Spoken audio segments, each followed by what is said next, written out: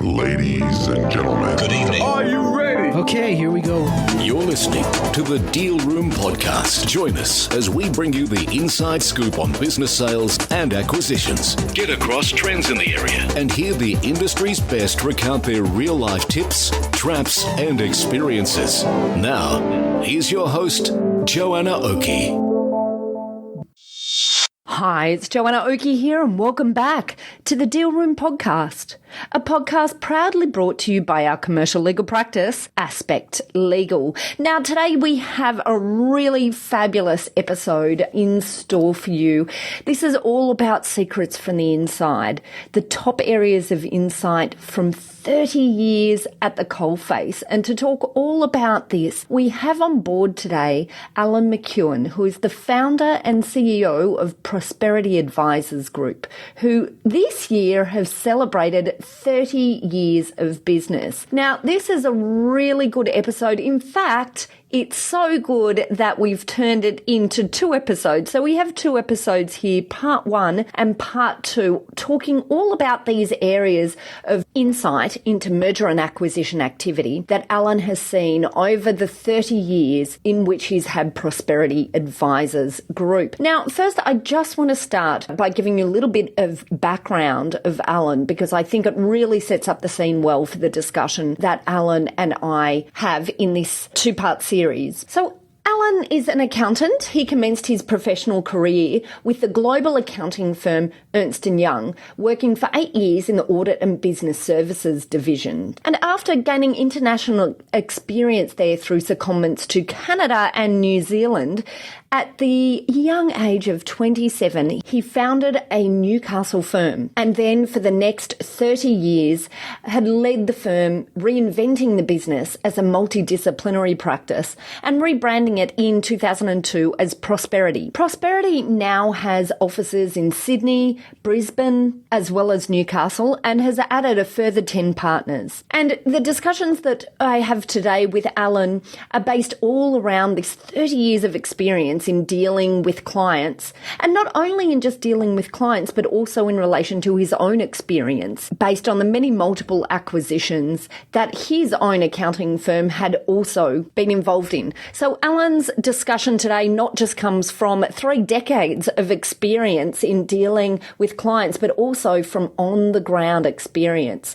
of acquiring for growth many times over within his own practice. So in the next 2 parts, part 1 and part 2 of this series, we're going to be talking all about these top areas of insights. We're talking about what your exit options are in a business. We're looking at buyer and seller identification. We're looking at building the value in the business. We discuss information memorandums, due diligence, and we get into quite a lot of detail about the deal itself. And finally, the role of advisors. So I'm really looking forward to bringing you part 1 and part 2 of our discussion with Allan, Secrets from the Inside. Here we go. Allan, hello. I'm really excited to talk to you today about all of these areas of insight that you've had from 30 years at the coalface. Thanks, Joanna. Time flies when you're having fun. Mergers and acquisitions are a really exciting area. Energise us any time that we get involved in a project of this nature. And of course, there are lots of intricacies involved in each project. So I'm delighted to share some of things that we've learned along our 30 years of practice. Yeah, fabulous. Okay, all right. And I guess let's start off, perhaps we'll just start off right from the beginning. I guess today we're talking about a number of areas of insight that you've seen over time. So what's the top area, I guess, that you feel buyers and sellers should think clearly about before they come to that point of exit? I think for sellers in particular, got to understand how they got to the position of preparing their business for sale. So there are generally 3 categories of seller. There's the serial entrepreneur that finds an opportunity, takes it as far as they can and flips it as soon as they can to maximise their capital return. There are those that have no intention of selling and they're approached with as the Godfather would say, an offer they may not be able to refuse, or at least an offer. So it comes completely from left field. And there's the other category, and I think this is a really interesting one that we probably see most of, and that's the long-term business owner-operator. Might be family business, might be a business they've started or acquired, and often they've just run out of something. They've either run out of energy, they've run out of passion. Sometimes they've run out of money, they've run out of ideas, and they just feel that they're blocked. And often there's a way of unblocking those things. And I guess in our role, sometimes it's psychologists as much as a business structure advisor, to try and work through those issues to say, well, if you did this or that, would you really need to sell the business? Is the time right now? Or can you fix these things and go on to maximise the value of what you have? Such a good point that you make there, because I was actually, it's strange that you bring this up, because I literally about an hour ago got off the phone to a client who had been running headlong into the sale process, and then now is at the point of signing and has suddenly said, hold on, I actually don't think what I needed to do was sell in this instance. Yeah.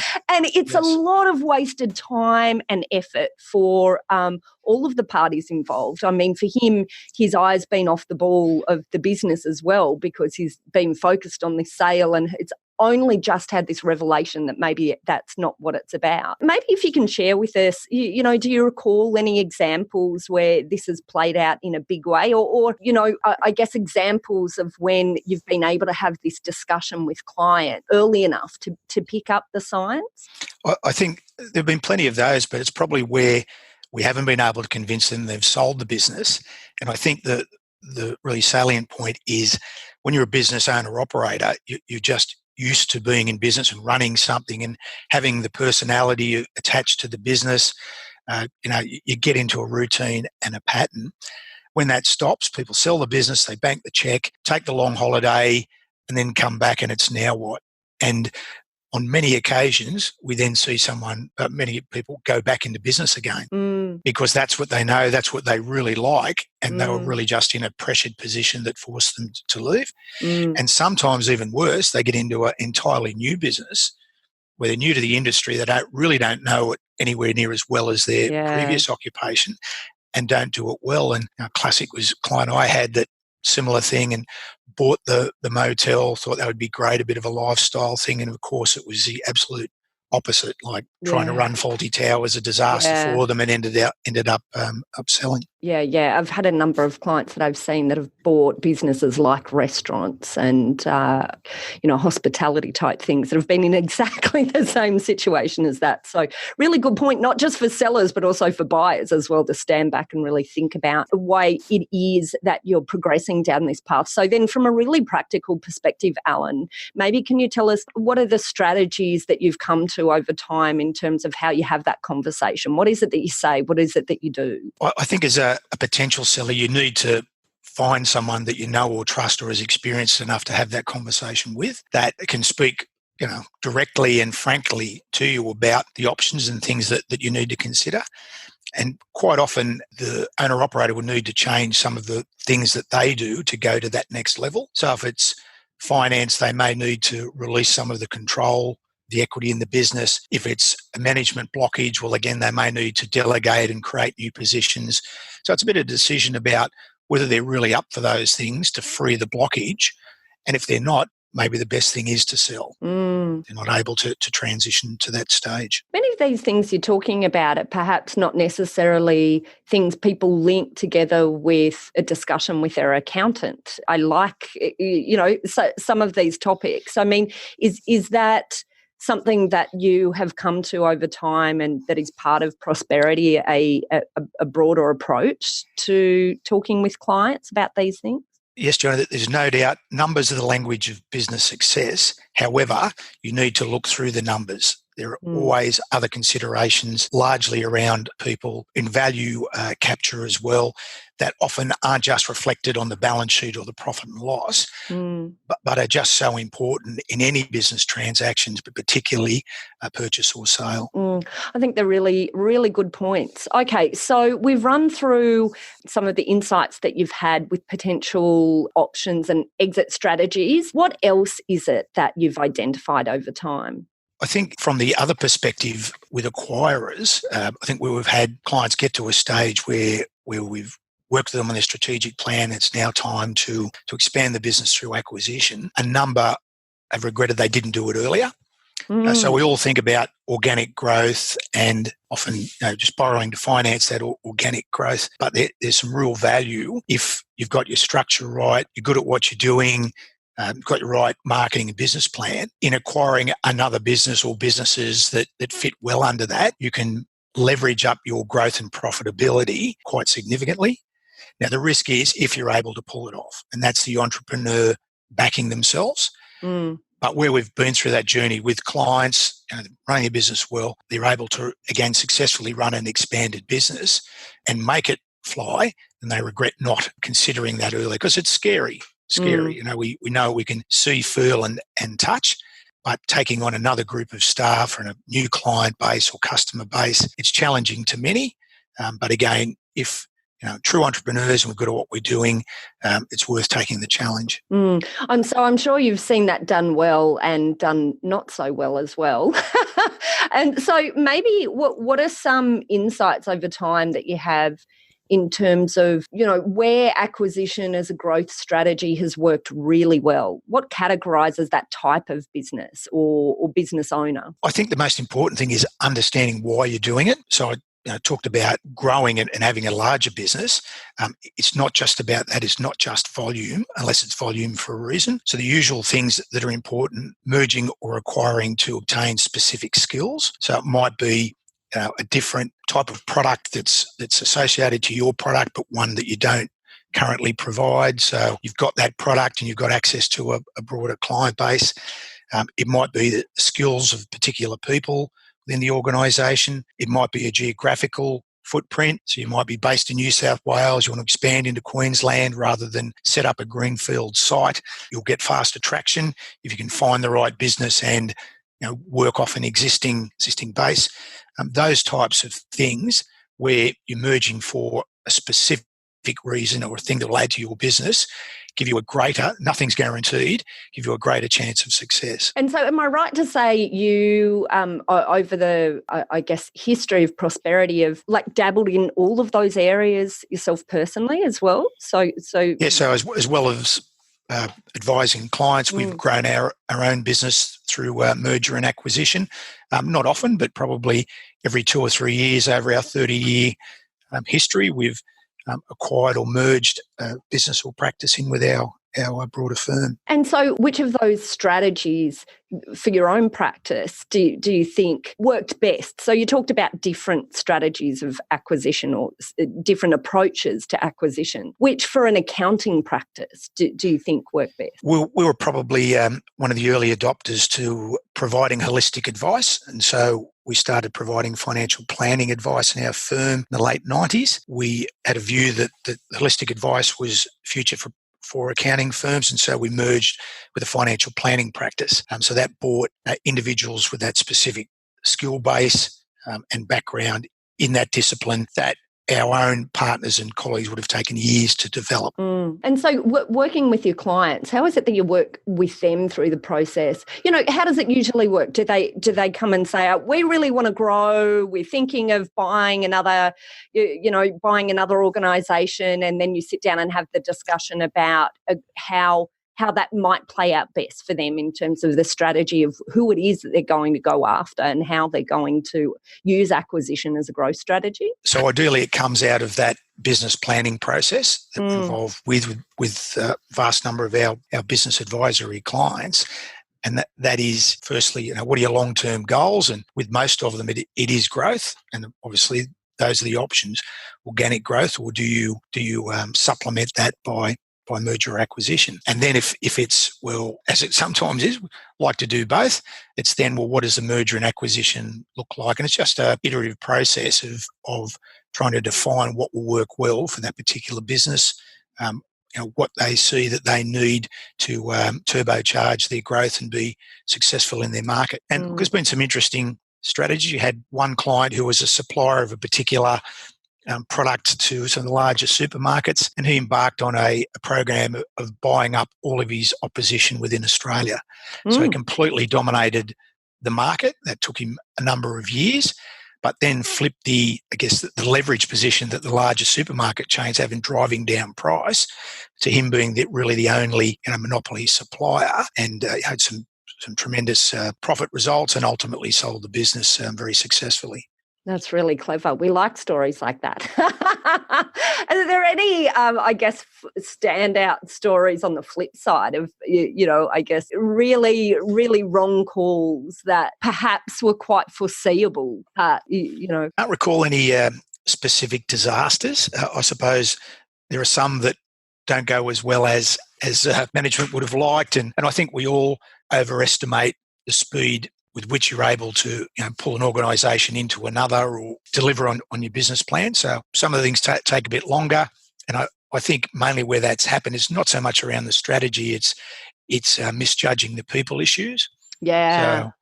So either placing more faith or trust in those they don't know well enough, or alternatively, not having the right people on the team at the right time. I guess that's such a hard one to, of course, numbers can tell a lot in terms of a story, but people often are where, it's a little bit more difficult to predict and to model. And I guess on that modelling point, do you do a lot of work with clients within Prosperity in modelling, in financial modelling, and coming to financial models of outcomes to create the strategy? It's really important when you flesh out a strategy such as a merger and acquisition one to say, what does that mean financially?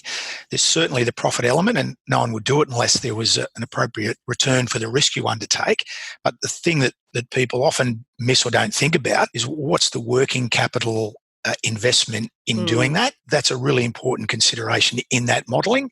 So you just don't switch on the benefits from the added business from day one. There's always a gear up period, and that's often a significant cash drain, and you either need to fund that internally or make sure you've got the lines of credit to support it. Yeah, fabulous. Okay. All right. So I think we've covered off well here options for both buyers and sellers and different options and strategies. So what then would be the second area that you've identified over time as issues and insight that you've seen in this area? I think for anybody that owns and operates a business, it's always being in the marketplace. That even though you may not be considering sale at the moment, all it takes is an event. It might be a financial one, it might be a health one. It's important to have it in the back of your mind if it's not a short-term matter for you. And that's about being well known, making sure you've got profile, and making sure you mix in industry circles, and knowing other organisations where you say, well, look, I like those guys, they've got a similar culture, they're competitors, and you just never know where things may lead. And that works from the flip side as well, and would assist you in identifying businesses that you might like to acquire or merge into yours.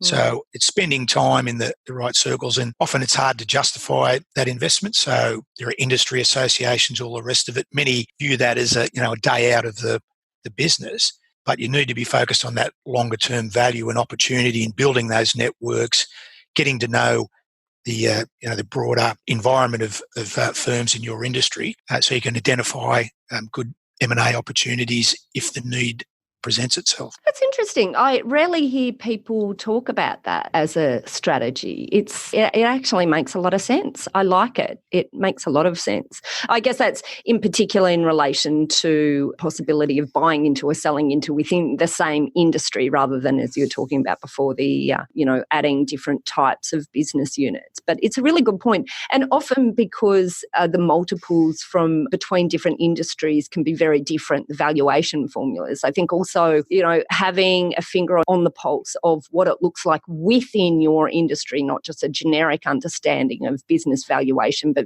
business valuation within your industry can be a really useful thing. Because as you were saying, we certainly see quite a lot of businesses who weren't necessarily aware that they might be about to sell, and then they're either approached or they suddenly decide that they want to buy another business or whatever, and having no concept at that point of what the valuation criteria is means that you're coming at it really cold and it leaves you at a disadvantage, I guess, at the negotiation table. Is that something that you've employed in the accounting industry? Like, is that how were you out there looking for practices through industry events? Yes, we are. As business owner operators, we're mindful of that, and it's having a profile within the industry. So we've been approached by people looking to merge their practice or business on the basis of what they've seen or read about us, or awards we may have won. It's building that credibility within your own ecosystem. I think can help draw some of those opportunities towards you.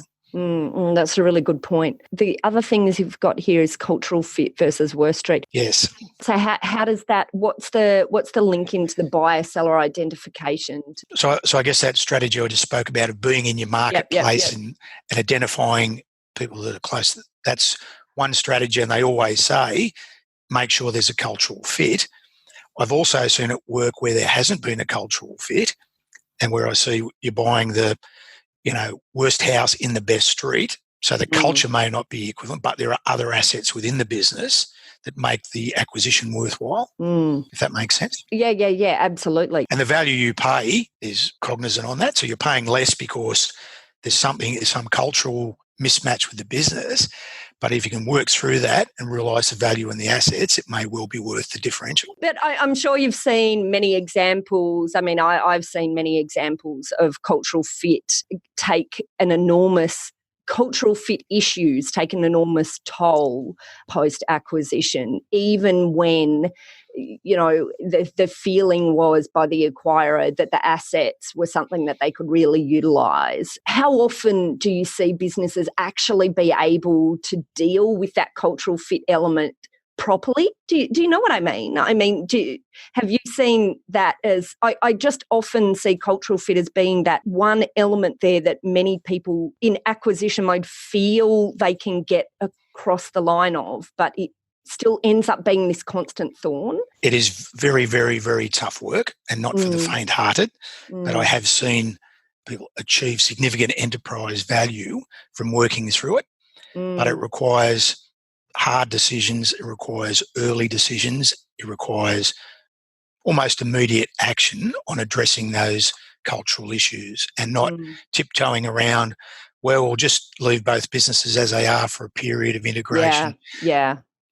Which I think is a good strategy in most occasions, but where there clearly isn't a fit, then it needs to be mapped out for everyone sooner rather than later. And particularly in that early period when people are expecting things, going, well, here's the new firm or the new company, what are they going to do? And if it drags on, it's harder to achieve the change than that you're perhaps contemplating in the first place when the deal was put together. And I mean, a good point, this sub-point of yours is under this concept of buyer and seller identification. So it really is about identifying that issue of cultural fit. Anyway, right in the beginning, I guess that's the first point, identifying that cultural fit, is there or might be a problem within the organisation that you're acquiring or being acquired by as well. Okay, all right. So what else sits in this buyer-seller identification piece, Allan? But again, I think it's a little bit around you don't know what you don't know. So by being in the marketplace, talking to people in similar companies and maybe in other geographies, and we, from Prosperity's perspective, we meet with our international alliance accounting firms from around the world. So you find out what they're doing and the types of businesses that they're getting involved in. And there's a lot of diversification. So a couple of our colleague firms have merged in data analytics businesses now. I think that's a really important area that the accounting profession's heading towards. So unless you're out, you don't find the firms that are getting involved in that, or find the smaller firms that are developing that as a strong niche. And maybe there's a good fit in coming together with an organisation like that, for example. Yeah, that's a really good point. Okay, great. All right. So I think moving on from the buyer-seller identification, what's the next main area of insight? As a seller, once you've made the decision that the time is right, or that you're preparing for sale. It's preparing the business to make sure that you're maximising the value. And this might be strange coming from an accountant, but it's not just about the net profit. It's not just about the profitability of the business.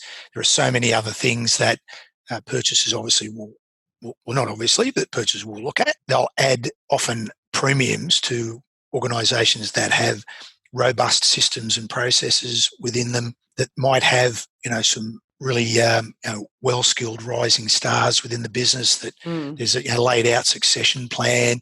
You're not necessarily key man to person dependent on one or two people.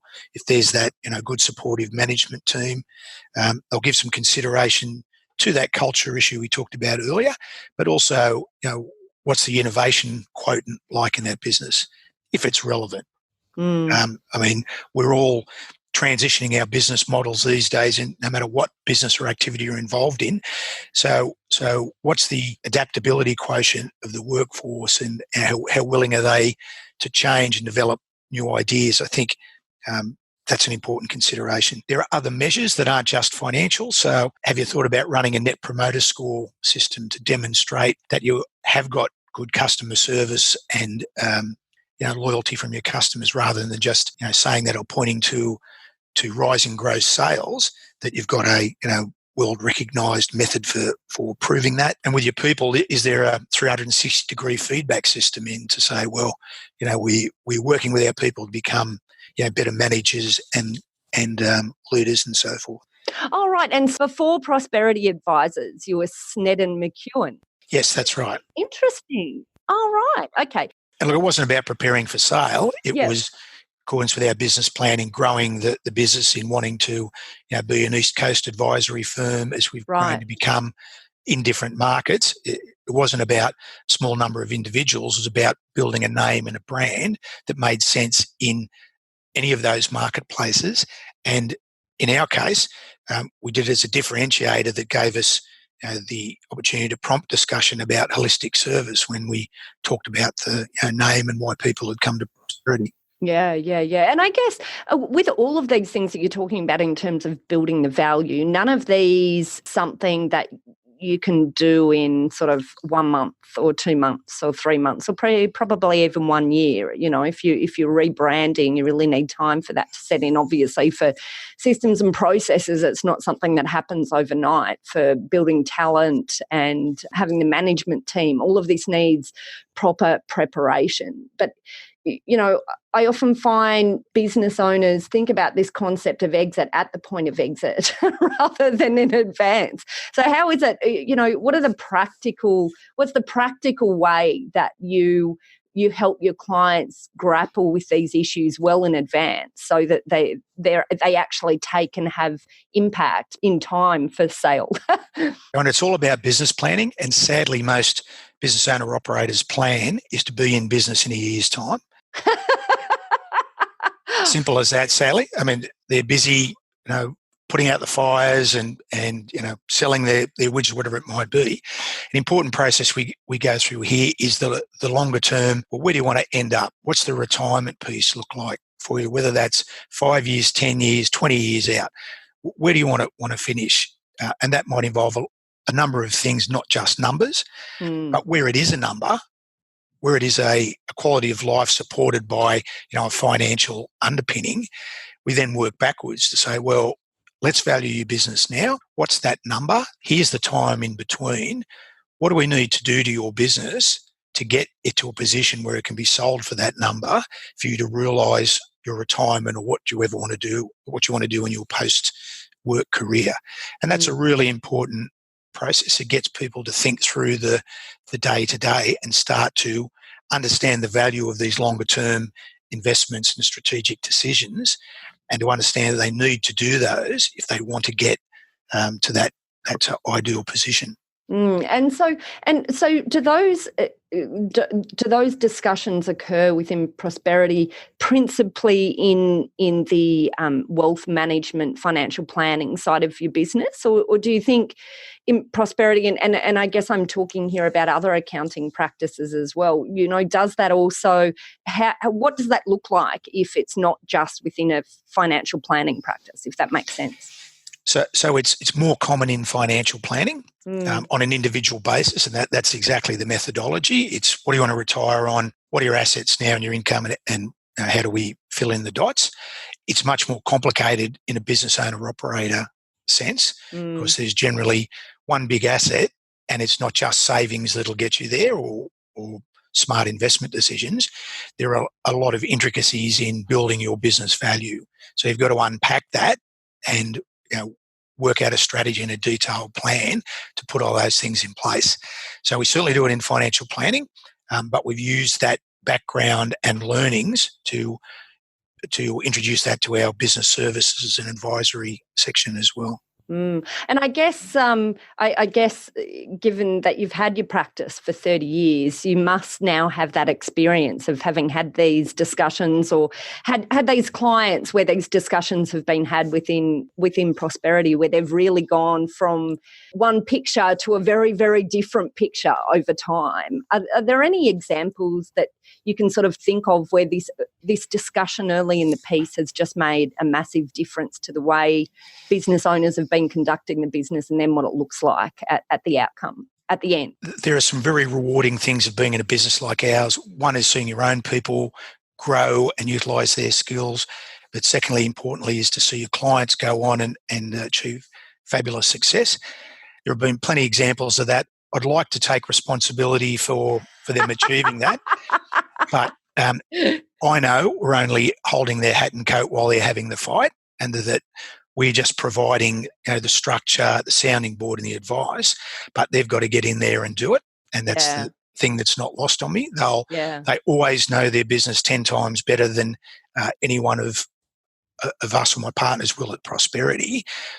We're about structure, process, challenging their assumptions and so forth. But once the plan's put in place, we'll certainly monitor and work with them, but they've got to get in there and do it. Yeah. I guess our role is to have the hard discussions, and when they come up with a plan that's not feasible or doesn't make sense, that we actually, in a gentle way, have that discussion with them. And sometimes financially, there's a classic example, and I can't name names, where one of my partners spoke with a client about the reality of, well, if you really want to achieve success in this opportunity in front of you, you'll need to sell your house, rent for a while, and put the proceeds of that sale into the business to realise the opportunity. Wow. Now, that's not with everyone's risk profile. And what we're about is presenting clients with options. That was an option they chose to take. They've grown that into a multi-million dollar profitable business that's expanded internationally, and it's been a great success story. Again, we don't take the credit for that. It's the people involved that made that decision, but somebody's got to start the discussion, and I'm proud it was one of my partners that did that. What a great story, because that's not a move for the faint-hearted. Selling your house and throwing it all behind your vision, I guess. But look, and many might scoff at that advice, and it wasn't do it, but here are the choices, and we could tell that the client, it was a great business, great idea, but they were just stuck in a particular financial hole, and this was just the only way out at the time. And it's a matter for them to seize the opportunity, which they did. But there's the power of, because I've seen many business owners make high-risk decisions as well. But I think here what you're talking about is the power of, behind those high-risk decisions, making them on the basis of also having a really clinical look at the numbers, and someone with less emotion being able to stand back and give an opinion, an objective opinion on it as well. So I guess that's just my comment on that story that you're telling before everyone goes and sells their house and throws it into the business. The power of the right advisor, I think, Alan, that's what I'm saying here. I think it's at this time I should give some sort of financial advice disclaimer. They seek specific advice. any of these circumstances? Just general, yes, general in nature. Yes, absolutely. Sharing experiences. Well, look, and I think at that point, Allan, this is the end of part one of our two-part series. And maybe this is a really good point for you to just talk to us very briefly about prosperity and maybe how our listeners can get in contact with prosperity advisors if they're interested in getting a bit of this holistic advice that you've been talking to us about today. Well, thanks, Joanna. We're a broad-based advisory firm. We really give advice on most financial matters other than insolvency that gives clients a 360-degree view of their whole financial landscape. The bulk of our clients are business owner-operators, so that's how we grew the business initially. So that DNA of helping people develop, grow their business and ultimately sell them for appropriate prices is well ingrained in what we do here. But we also spend the time to look after the other aspects as well, make sure that wealth is protected in all sorts of insurance, that there are investment plans in place, that the right tactical and tax moves are taken as well to ensure that there's appropriate return for the effort and risk owner-operators take in doing what they do. Absolutely fabulous. I love the model. And how can people get in contact with prosperity advisors, Allan? Through our website, we provide all the details, Joanna, so it's prosperity.com.au. Excellent. Wonderful. Thank you. We're really looking forward to having you back, Allan, to go through part two. My pleasure, Joanna. Well, that's it for this episode of the Deal Room podcast.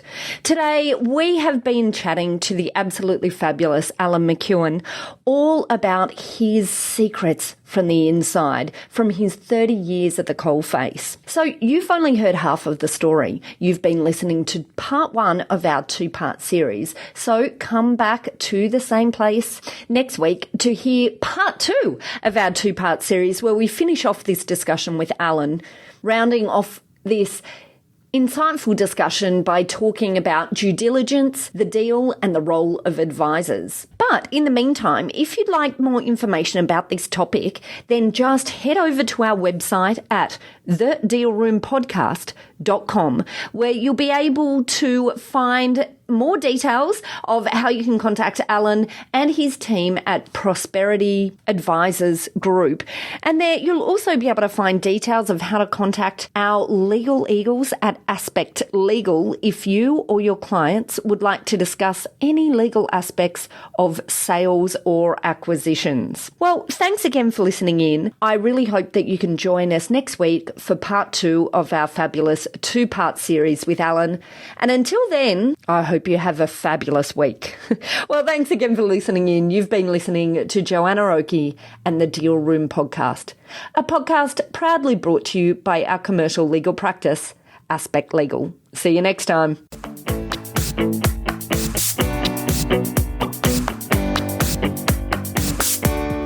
Aspect Legal has a number of great services that help businesses prepare for a sale or acquisition, to help them prepare in advance and to get transaction ready. We've also got a range of services to help guide businesses through the sale and acquisitions process. We work with clients both big and small and have different types of services depending on size and complexity. We provide a free consultation to discuss your proposed sale or acquisition. So see our show notes on how to book a time to speak with us, or head over to our website at aspectlegal.com.au.